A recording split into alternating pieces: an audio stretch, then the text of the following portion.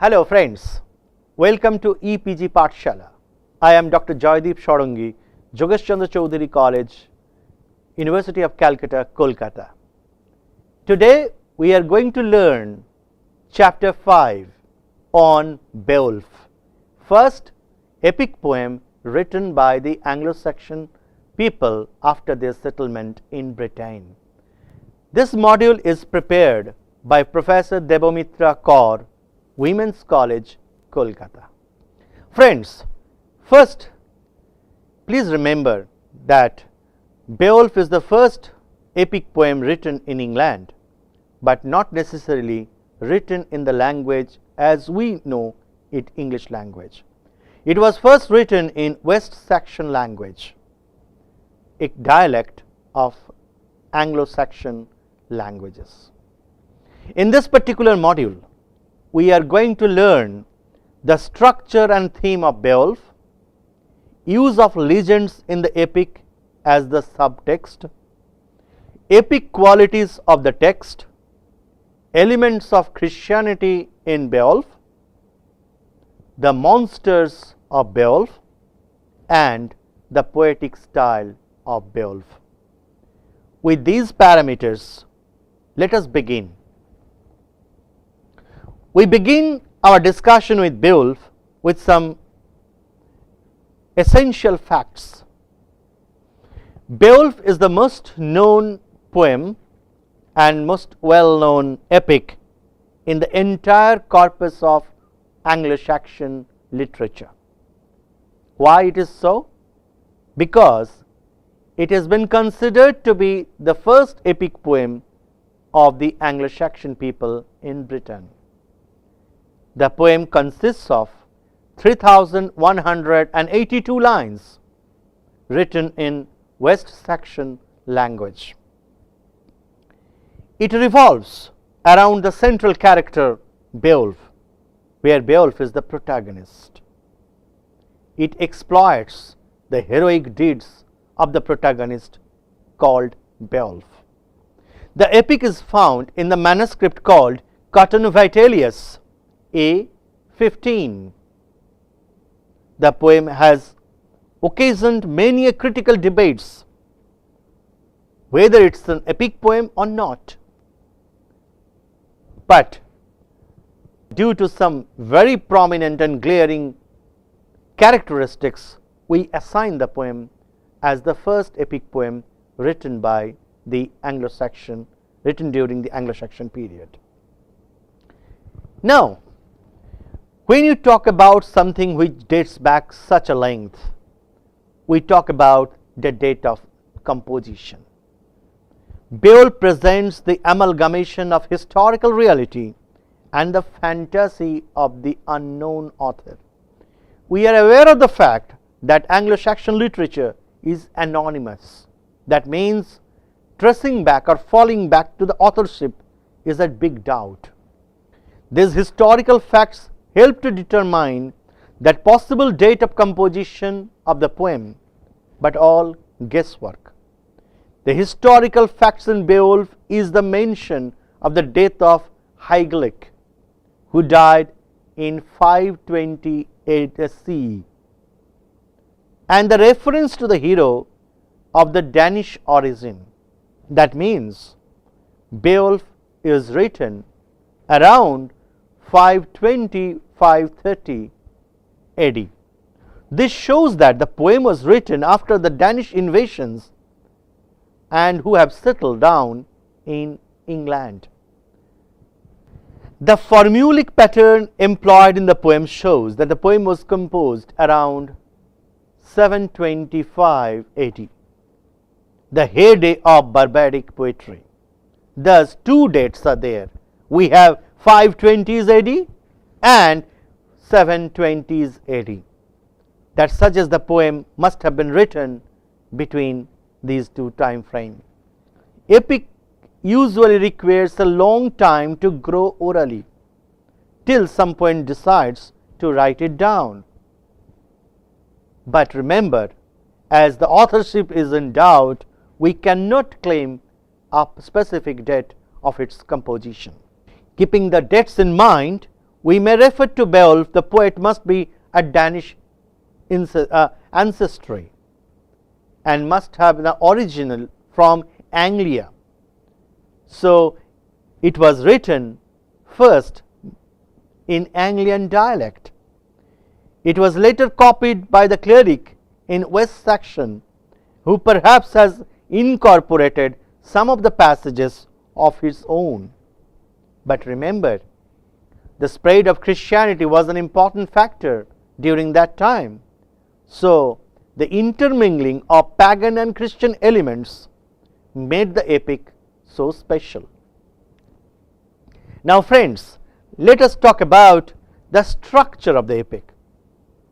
Beowulf as an epic poem can be divided into two parts. Line number 1 to 2199 that relates to Beowulf's arrival in Denmark from Great Geatland, his killing of monster Grendel and his mother.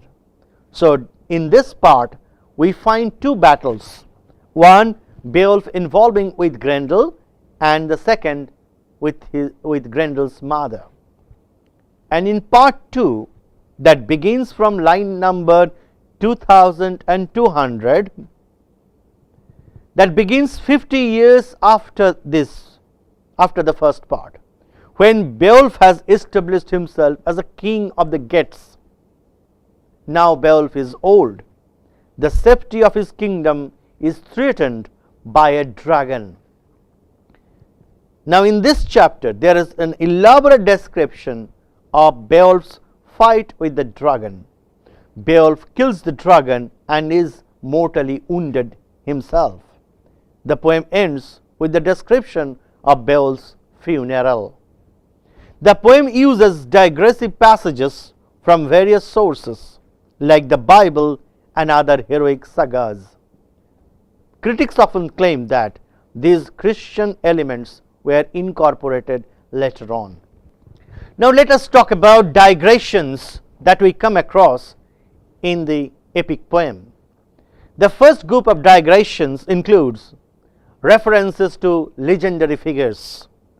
Legendary figures like the heroes, the skilled Skafing was established ruler of the Danes, followed by Beowulf. Hrothgar, who belongs to the house of Skilled, has established himself as a great king and has built the Heorot, the hall, and he portrayed as a king old whose kingdom is threatened by the monster whom Beowulf would kill. Sigmund the dragon slayer, who features in Icelandic and Nordic sagas. Hamma, who stole the necklace of brass wings. The avaricious Hermund, Queen Modith, and others alluded to the epic. So these are the references that proved to be digressive as well as references to some historical facts. There are four main digressions. For instance, the blood feud between different Germanic tribes, which led the undoing of the entire community. There, the feud between the Danes and the Swedes, which was attempted to resolve by a marriage alliance but failed. The feud between the Finns and the Danes, which is also reported in a 48-line long poem, The Fight at Finnsburg. We have referred to the fight at Finnsburg while dealing with heroic poems in the previous module. The feud between Heathbirds and the Danes, the feud between Geats and Swedes. These feuds reveal how the various Germanic tribes would finally be destroyed, but mutual hatred and treacherous and tremendous desire for revenge. So possibly you have an idea of how things went in the epic poem. The other set of digressions refer to Christian literature. Why Christian literature is important, we have had enough discussion so far. The story of Cain and Abel, the flood, the story of creation, the homiletic passages that speak of the everlasting happiness of heaven, all these are references to Christian literature or especially to the Bible. Now, let us talk about the heroic society in Beowulf. The epic poem presents a holistic picture of a heroic society. Why heroic society? If we talk about the lives as printed in epic poems like the Iliad, like the Odyssey, like the Ramayana, like the Aeneid, like the Mahabharata, all talk about the heroic society where brave heroes are born. The character of Beowulf is drawn in the image of Sigismund and the legendary hero of Germanic sagas. The poem represents the theme of leadership in the heroic society through Beowulf. He is keenest to win fame by his frankness and just rule. The other important symbols are monsters and the mead hall, and all epic poems deal with supernatural agencies, and Beowulf is not an exception. Beowulf's death suggests the fall of an entire race, the collapse of that particular tribe. The poem is permeated by an elegiac note, and the ending with a funeral is really euphoristic, and it is an important aspect of the heroic literature too. Now, friends, by the time you have had some sort of idea about Beowulf, but let us debate with whether Beowulf can be called an epic poem truly or not. Many critics believe that Beowulf lacks unity of action. However, others suggest that epic qualities can hardly be overlooked. Beowulf is a condensed epic. Heorot is a microcosmic representation of this universe, because all epic poems are the prognosis or the representation of the entire community. Here Beowulf is not an exception. The poem exhibits a deep understanding of history, objective treatment of death, traditional narrative devices, a simple universe with well-defined human relationship. The poem may lack unity of action, but it has unity of consciousness. Some critics think that Beowulf is only of 3,000 and odd lines. It cannot match with 24 books of the Iliad or 24 books of the Odyssey. So, it lacks the length of any epic poem. But remember, some other qualities that the epic poem Beowulf shows are truly epical, like the agencies of supernatural, that same theme, the epic similes, and the grand style, and the representation of life. It is addressed to men, about men, and written by man. So, it has a vast canvas, panoramic canvas. The hero is a traveling hero like Rama or Yudhishthira, so that he travels a lot. So, if we make a comparative analysis with other established epics in the world, if the poem stands out as one of the significant contributions as an epic poem during the Anglo-Saxon literary corpus or period. But at the same time, it cannot be only all positives of claiming it an epic poem. At the same time, it lacks the standard epic poem formulae of Iliad, of the Odyssey, or the Ramayana, or the Mahabharata, or the Aeneid. Now, friends, the monsters in the Beowulf, the monsters create a fairy tale atmosphere. If we consider other epic poems that you have understood or you have read so far in your childhood or so, all epic poems deal with fairy tale atmosphere. They represent the fear of common man, of course, because epic poems are not far away or far removed from life. They also have symbolic purpose. The epic poems are not only the poems for reading for the sake of reading, they have moral values altogether. And friends, now an important facet of Beowulf as a Christian poem. As you know, when at the time Beowulf was written, that was a very transitory time in Britain when the Christianization or baptization was approaching in a mass scale. So the Beowulf later on was infused with certain passages from Christian texts. For example, the topic of Christianity is being debated again and again.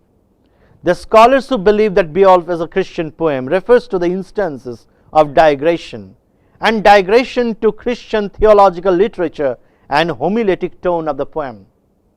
Harold Boom is one of the pioneer critics who consider Beowulf as not only a Christian poet, but also it does not refer to the New Testament. So if a poem is out and out a Christian poem, it has to refer certain passages from New Testament. These passages are examples of interpolations done by the clerks and who copied the poem from one particular dialect to another dialect. So the poem written with a purpose to convert man doesn't stand with solid grounds. Friends, after reading or listening to Beowulf, let us conclude by knowing something on the stylistic devices used in Beowulf. The epic poem is known for grand style. May it be the Ramayana, may it be the Mahabharata, or the Aeneid, the Iliad, or the Odyssey. The stylistic features of Beowulf are the dramatic beginning. In all epic poems, if we consider, that begin with addresses to the muses, apostrophe to the muses, or muses are invoked, and Beowulf is not an exception. It begins dramatically. The alliterative use of sounds, wordplay, kennings, and the use of composite words, variation and formulaic repetition. So these are parts and parcel of the grand style of the epic poem Beowulf, which match with the style that we come across with other epic poems written in different languages across the globe. Thank you.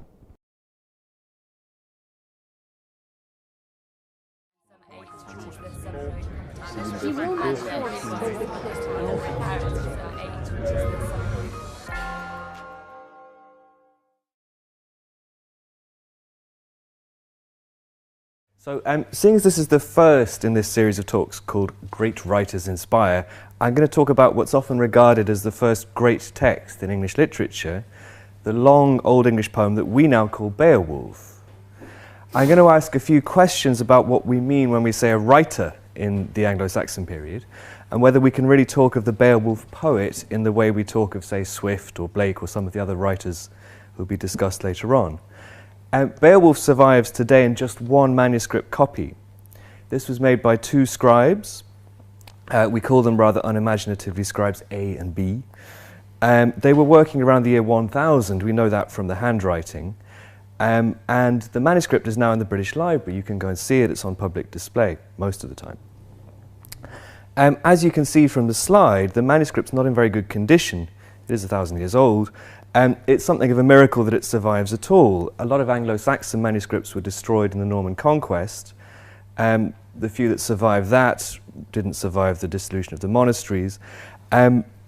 Beowulf also survived a fire in 1731. It was thrown out of a library window, so we're really very lucky to have it. Some of the leaves of the manuscript are actually singed around the edges, not this one in fact, but it's still in pretty bad condition. Of course, the scribe who wrote these particular lines of Beowulf, Scribe A, wasn't the poet, although he might be said to be the author or editor of the text that we now read, in that this scribe provides us with our only version of this part of the Beowulf story. There could, of course, have been as many versions of this story as there were Anglo-Saxon poets to tell it. Each poet could have amplified or embellished parts of this story to suit his audience. In fact, as we'll see, in the poem that we now have, there are several examples of oral poets, or shops as they're called in Old English, shaping or adapting traditional tales. If we look at the first few lines of Beowulf then, which is on the next slide, we can see how the poet presents himself in the role of a traditional narrator. He's engaging a listening audience in a collective act of remembrance. And I'll just read that for you in Old English. What we gardena in gardeum, theod kuninga thrum jefrunen, who the athelingas ellen fremeden. So if I translate that word for word, it means something like what, or listen. We of the spear Danes in days of yore, people kings might or strength have learnt about. So we have learnt about the might or strength of Danish kings in days of yore, how those athelings achieved glory. So the narrator wants us to think of him as part of a group. We have heard these things. He's someone who mediates cultural memory through story. He's not an original artist in the modern sense, but rather a guardian of tales which are part of a common inheritance. The inherited nature of this story is emphasized throughout the poem. He keeps using phrases like ich jefran, I have learnt, or ich jehört, I heard. And the narrator often refers to Germanic legends in a very elusive and sometimes even cryptic way, which certainly implies that his audience was already familiar with much of this material. But how traditional is Beowulf, and to what extent is the poet engaged in creating a new original text? So the Old English word for poet or singer, shop, is related to the Old English verb skippen, to shape or create. Anglo-Saxons are very interested in the myth of the oral poet. Bede tells the story of Cadman, who was an illiterate cowherd who received the gift of poetry from God. This is a sort of origin myth then for English poetry. In another 10th century or early 11th century manuscript called the Exeter Book, you've got two poems called Deor and Widsith, which describe oral poets lamenting the fact that they don't now have a status in society or a job. In Beowulf, there are several passages where a Danish shop is carefully described in the act of shaping old tales into new forms. One effect of these performances is to give us a kind of interpretive gloss for the events of the main narrative. So, for example, the building of the great hall, Herot, is marked by Sutol sang shoppers, the sweet or clear song of the shop. And this shop or poet paraphrases Genesis 1, telling us how se almitiga lif el ye shop, so how the Almighty shaped or created all of life. So this pun on shop and Yesheop identifies the act of poetic shaping with that of divine creation. And in fact, in Old English, shippened is a common word for God. The shop's ability to explain human history in terms of biblical story also aligns him with the narrator, who consistently grounds his tale in the mythical patterns of the Old Testament. So Grendel's exile from Herot and his assaults on the newly created hall echo the falls of Lucifer and Adam and Eve, in fact. And Grendel's status as an exile is explained by the narrator in terms of a genealogy which traces his ancestry back to Cain. During the feasting in Herot, after Beowulf's defence of the hall against Grendel, Hrothgar's shop sings an abridged version of a story called the Freswal, the Frisian slaughter. This story was well known to the Anglo-Saxons. It's featured in another poem that we call the Finnsburg Fragment.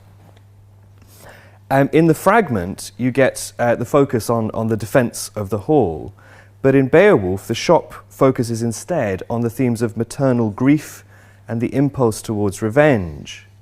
The shop's choice of material turns out to be prophetic, as Grendel's mother is soon going to attack Herot, in fact the same night, in revenge for the killing of her own son. Another example of the art of the oral poet occurs when another shop celebrates Beowulf's victory over Grendel by way of allusion to two figures from earlier poetic traditions, and this is the next slide. Hullum kuningus thein guma gilpladen, yida yemundig, say the fella jeseana warn yemunda, word other fand, soth yebunden, sedge eft on gan sith Beowulf's snitrum sturian, and on sped reckon spell yerada, word rixlen, well whilch ye quath, that he from Sigmundus sean hördes elendadum, uncouthus fella, wild singers ye win, weed sithas, thara they gumen a bern garwane wisten. So sometimes the king's thane, a man laden with stories, remembering songs, he who a great many of old sayings remembered from afar, he found other words truly bound together. The man afterwards began to recount Beowulf's tale skillfully, and successfully to recount a story, to change with words. He said a great deal that he had heard said about Sigmund's famous deeds, many unknown things about the exploits of Wal's son, far travels, things which the sons of men did not readily know. So I think this account of a Danish oral poet creating a new poem about Beowulf from existing materials can give us a useful way of thinking about the Beowulf poet's own compositional technique. Both poets possess knowledge of old tales beyond the memories of their audience, and both locate this original material in a traditional context by referring to what they've heard said. Another story which the audience of Beowulf probably did not readily know is that of Beowulf the Yat's 3 monster fights. This story doesn't survive in Scandinavian tradition, and most critics think it was probably an English addition to Scandinavian legends. So for the final part of this talk, I'm going to briefly discuss how the poem invites us to think critically about just how traditional Beowulf actually is. On his entrance into Heorot, this is his first real entrance in the poem, Beowulf declares his reputation as the binder of 5 giants and an unspecified number of Nikaras, sea monsters. But this story is soon questioned by Hrothgar's Thyle, his kind of advisor, who's called Unferth. Unferth claims to have heard tales about Beowulf losing a swimming competition with a guy called Breca. And this is the next quotation. Unferth says to him, I'll just translate this for you, "Are you the Beowulf who competed against Breca in a swimming contest across open water, where in your arrogance you tried the waves, and for a foolish boast risked your life in deep water? He outswam you. He had more strength."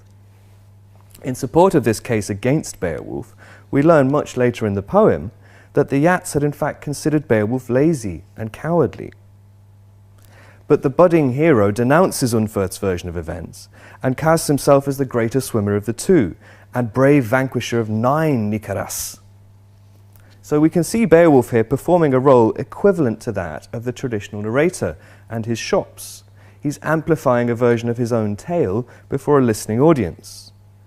These same rhetorical skills are on display later when Beowulf returns to Hugelac's court and embellishes his tale of his adventures among the Danes. He adds all kinds of new details. He describes Grendel's glove, a kind of pouch in which he puts these corpses that he's going to eat. And he starts talking about Hrothgar's daughter, Freyawaru. None of this was mentioned before. Is he telling the truth? So Beowulf shares with the poet and his fictional shops a taste for poetic license, embellishment, and amplification. He declares before Unferth that he had the greater merestrengo, sea strength. And in his speech to Hugelac, he praises the company in Heorot as the most joyous under the heavens. So Beowulf invites its audience to consider the complex role of oral poets, in this case Beowulf himself, as mediators of stories which they must reshape with each new performance. Of course, Beowulf is not, in its present form, an oral poem, but it's a written text, whatever its origins may have been. After the conversion in the 6th and 7th centuries, Anglo-Saxon England underwent a transition from a state of primary orality, where the technology of the word was as yet unknown, to one of residual orality, where literacy is the preserve of an educated elite. Stories about Hrothgar or Hugelac must have originally circulated in oral form, given the illiterate nature of southern Scandinavia in this period. It's likely that some of these stories were also the subject of oral poems in Anglo-Saxon England. But as these tales encountered the literate culture of Christianity, they came to be copied into manuscripts and thereby fixed to some extent. It's impossible to say whether the interest in orality in Beowulf was inspired by the poet's first-hand experience of the performance of shops. When we talk about the Beowulf Poet, we're really speaking of the individual or individuals who shaped these traditions into the text that we now read. So perhaps we should think of the term the Beowulf Poet as a collective noun. So I hope that I've shown you some ways in which the Beowulf Poet, or rather Beowulf the text, engages in an instructive metafictional discourse about the inherently unstable nature of oral storytelling. Thank you.